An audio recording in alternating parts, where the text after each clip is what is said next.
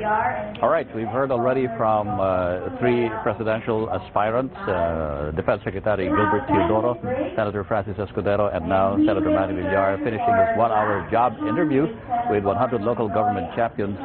We'll have an opportunity to talk to Senator Manny Villar in a moment, but in the meantime, back to studio. All right, thank you very much, Ron. Senator Manny Villar is standing with us now after he fielded questions from the 100 local government champions.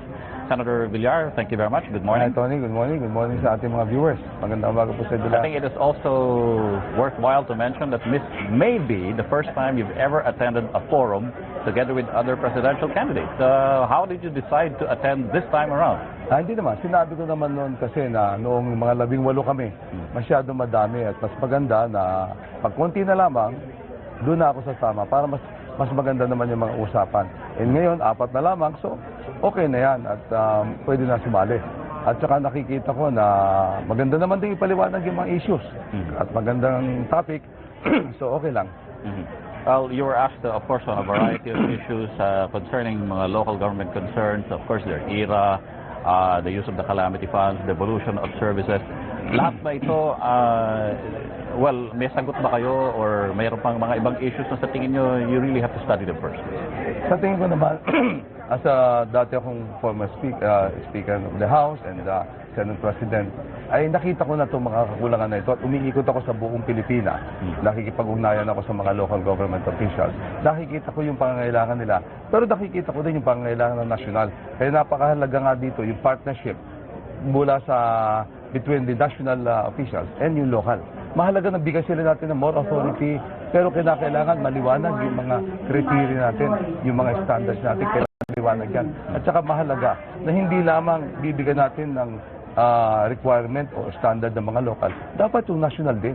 Bigyan din natin sila ng mga standard na kailangang ma-meet nila. Kaya dalawa dapat yung mga hihinga natin accountability, yung national, local. Well, look at the current situation now. There are many local government units that are having a big problem coping with the calamities that have befallen their areas. Do you think the national government should take charge of these areas now?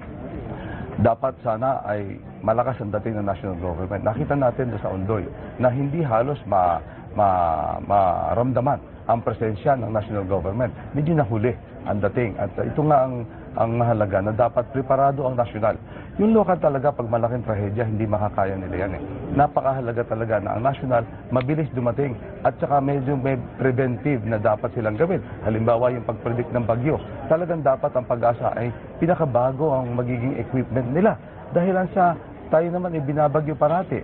Alam naman natin ang klase ng trahedya na malamang ay dumating sa atin. Lindol, bagyo. So dapat handa ang mga equipments natin, handa yung programa natin. Push button lamang, tatakbo na. Naipakita nitong huling Ondoy, na bagyo na Ondoy, na talagang malaking kakulangan din ng national government natin.